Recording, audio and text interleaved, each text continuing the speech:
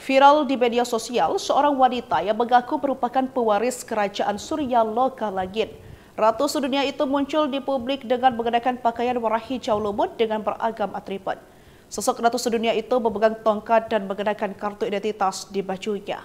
Dalam pengakuannya, Ratu sedunia itu mengaku kecewa dengan Amerika dan Indonesia.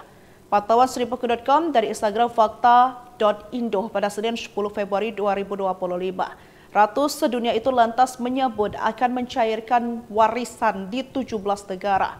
Disebutkan Ratu sedunia, warisan tersebut ada yang untuk nasional dan internasional.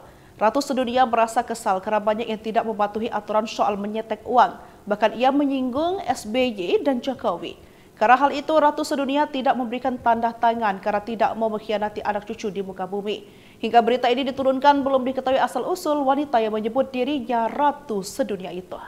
Di masa itu, putra saya John Kennedy menyerahkan harta kepada Ibu Pertiwi. Sosok Ratu sedunia mencairkan uang di 17 negara. Indonesia dapat warisan John Kennedy berlian 57 kg. Muncul sosok Ratu sedunia yang mengaku merupakan pewaris kerajaan Surya Loka Langit dan akan mencairkan uang warisan di 17 negara termasuk Indonesia. Melalui video TikTok, sosok perempuan yang mengaku Ratu sedunia itu kecewa dengan Amerika dan Indonesia. Ratu sedunia itu tampak mengenakan pakaian warna hijau lumut dengan beragam atribut. Sosok Ratu sedunia itu memegang tongkat dan mengenakan kartu identitas di bajunya. Saya akan mencairkan uang perjanjian di 17 negara. Saya merupakan pewaris kerajaan Surya Loka Langit sebagai kerajaan Mataram kuno. Dan terakhir adalah istilah tanda tangan kepada Insinyur Soekarno, ujarnya. Sosok Ratu sedunia itu menyinggung soal Insinyur Soekarno. Kata Insinyur, itu ada yang nasional, ada yang internasional seperti PBB, Java Bank, World Bank yang saya tahu di masa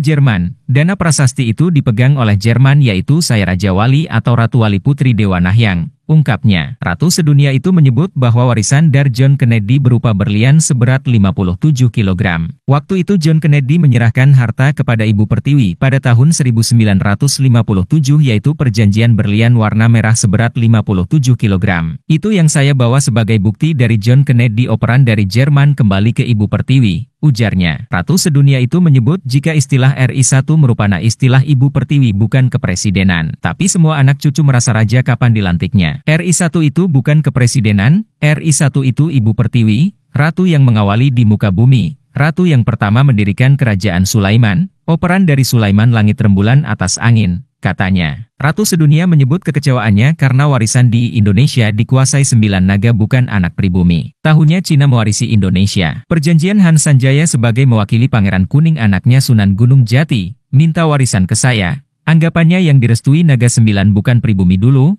sehingga saya marah kepada Hans Putra Sanjaya, ungkapnya. Ratu sedunia merasa kesal karena banyak yang tidak mematuhi aturan soal menyetak uang, bahkan ia menyinggung SBY dan Jokowi. Karena hal itu, Ratu sedunia tidak memberikan tanda tangan karena tidak mau mengkhianati anak cucu di muka bumi. Saya nggak mau tanda tangan urusan Jinping Jokowi SBY, karena tidak mematuhi aturan PBB. Mereka sudah mengambil uang dan mencetak uang baru minta tanda tangan saya, katanya. Berbagai persoalan yang ada, Ratu sedunia akhirnya memutuskan pulang ke Indonesia setelah menyelesaikan urusan di beberapa negara lain. Saya nggak mau mengkhianati anak cucu saya di muka bumi, terutama di Indonesia. Dunia belahan lain sudah aku sempurnakan sebelum saya pulang di Indonesia, tapi Amerika kelewatan mencetak uang melebihi kapasitas. Dengan huruf-huruf Indonesia merupakan perkumpulan negara-negara yang kami kumpulan dari muka bumi ini, makanya ada perjanjian merah putih. Merah artinya Ibu Pertiwi, tandasnya.